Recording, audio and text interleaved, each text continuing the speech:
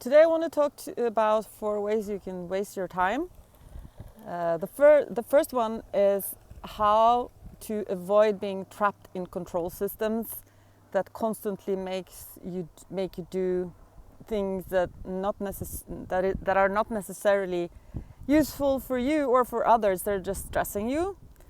The second is to take time to be in the experiential space, to feel, to be in contact with your body and your senses in relation to others and nature.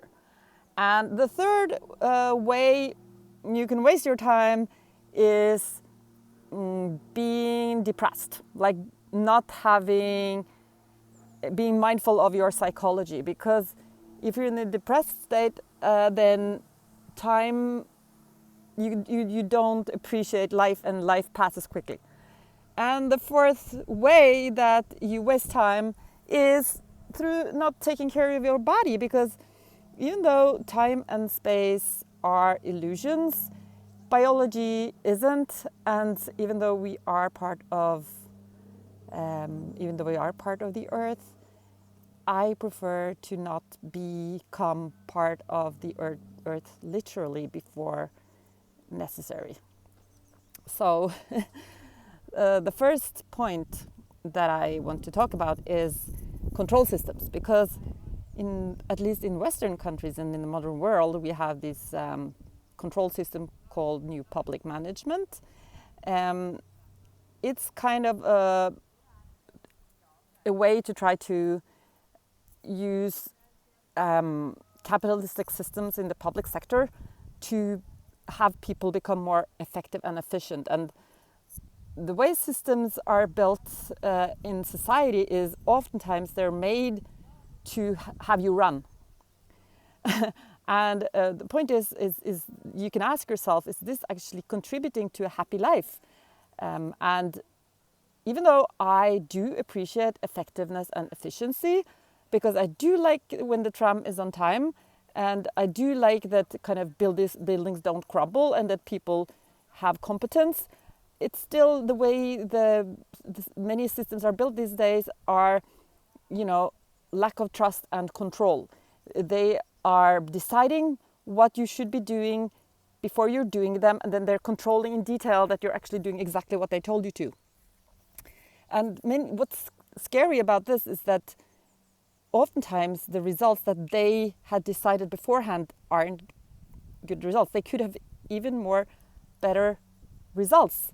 And if you'd let people think, if you'd let people kind of ponder about solutions and then come up with something interesting that is more creative and innovative, and that would kind of enhance and improve the systems that are nowadays. Instead, the way that systems are built nowadays is like to keep the current systems, and just, even though like most systems nothing is stable, everything changes. That's the only, maybe the only thing that you can know that is actually the case. And then you can't kind of desperately stick to systems that are somewhat dysfunctional. Like, you have to build systems that are self-reflective. And if you're just kind of having people have people at the top in an organization or in society kind of deciding what everybody should do in detail, you are just reproducing systems that do not work very well, and you're making people miserable. And related to time, this is like, you have to be mindful of your own time. I mean, when I was in the middle of life, I was like I had this crisis sort of, where you kind of realize that, okay, many good things has happened, you have accomplished many things, but time has passed so quickly. And what you realize is that you've just been running in this rat wheel.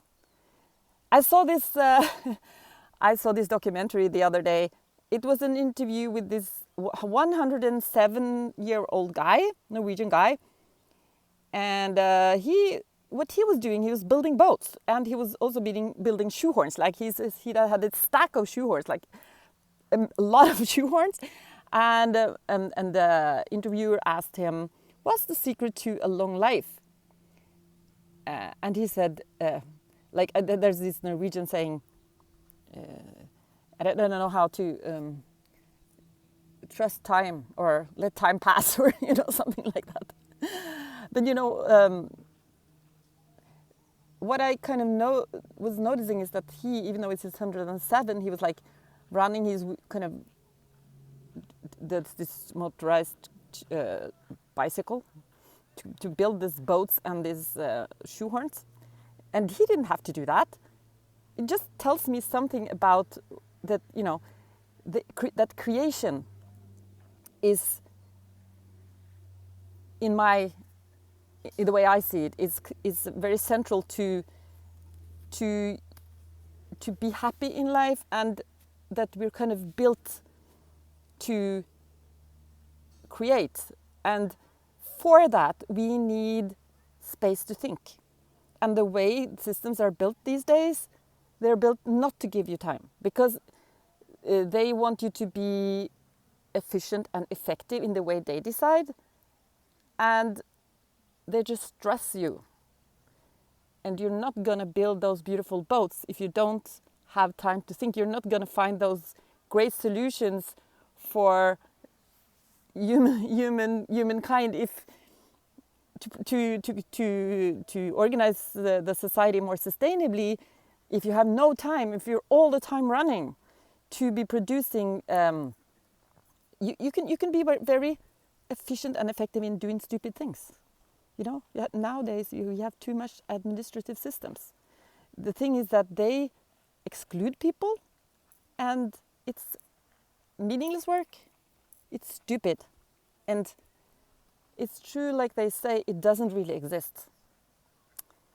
And it's hard to realize that. Which leads me to the next point, which I'm struggling with, because I'm kind of like a fish in a fishnet, struggling to get out, because if you're in like many of us are, we are in organizations where we are very in our minds, and I am definitely think that being analytical and being able to think and explain things in a way that is meaningful to others is very valuable. It's still also extremely important, if you want to pay attention to your own time, that you can be in the experiential space. And this has been a lot harder for me than I thought it would be. Like, it's been harder than anything else to actually be able to block time to do nothing. I actually feel guilty. I'm like, if I'm not like doing something supposedly useful like all the time, I feel like I should have done that. I feel like it's a luxury that I can't give myself. And at the same time, I know it's a trap, because I know that if I can allow myself to experience life more, like use my senses, pay attention to what's around me and to what other people around me feel and what they say, it's going to lead to better connection. It's going to lead to more happiness. I will connect to other people better. I will see the beauty of nature. And I'm still having, I think I still find this challenging, because I don't allow myself that luxury. So this is something, I think there's a key, that's key to making the best out of your time. Because you're slowing down time and you're increasing the quality of your time. And the third thing that I want to mention is pay attention to your psychology. Because if you're in a depressed state, that I have been at times, and that I'm working very hard to stay in a positive state, and spirituality is helping me a lot, because if you feel depressed, you feel disconnected. And you have negative thoughts. You think, for example, if one person is in a bad mood one day, that's because of you. Then you have all these thoughts about how it's your fault. It was something that you did. or you make up these stories in your head about how people are not happy with the way you solve things at work or whatnot, or that is something fundamentally wrong with you or your personality. When you start to think in that way and you get caught up in those negative stories, it's not gonna last very long until, and it's gonna end with you hating on other people. So like your first, this is what's most important. Be mindful of your psychology and work to find your higher self, which means like engage in body works of different types to become more mindful. Meditate, do yoga, go for long hikes, and don't just refuse to listen to the negative thoughts. But you can tell yourself, I don't have to listen to this. This is not true. And it isn't, because the only thing that exists is here and now. Everything you think about the past or the future is not real. It isn't. It's a story. Whatever you say, the only thing that exists is now, and that's a fact. You have calendar time is even human made. The biology is true. You can link the degeneration of your biology with age is something that is happening, of course, because we are part of nature. We are part of a cycle of, regeneration and growth. And but calendar time it's an invention. It's a human invention. Which leads me to the last point, which is taking care of your body, because being in your body and kind of noticing the body is linked both to actually being able to do the things that you want in life and not being, have the body work and be healthy as long as possible. And for example, me, I have this nervous system in my foot. It's called the Morton syndrome. It's a nerve that has been squeezed, and in between, it's in a squeeze, and it hurts like hell. I actually decided that I'm not gonna accept it, and I'm gonna tell myself that I like the pain, because it's important not to be in the comfort zone. It's hard for me too to be very training a lot and stuff. I never did that, but I want to be able to do the things that I want, and I still have some time to live if I'm going to live until 100. And then I think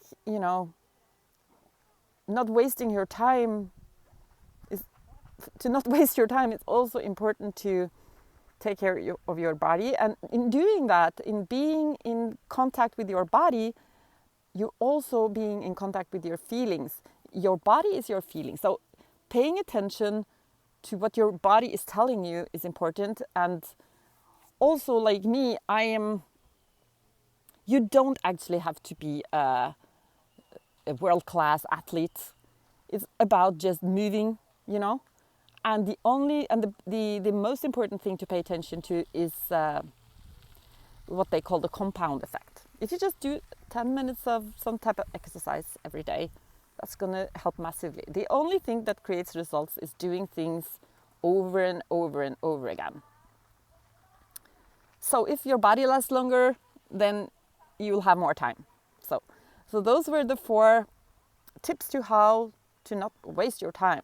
Don't get lost in control systems. Be more mindful and in the experiential space, and also pay attention to your psychology and be happy in life and look after your body.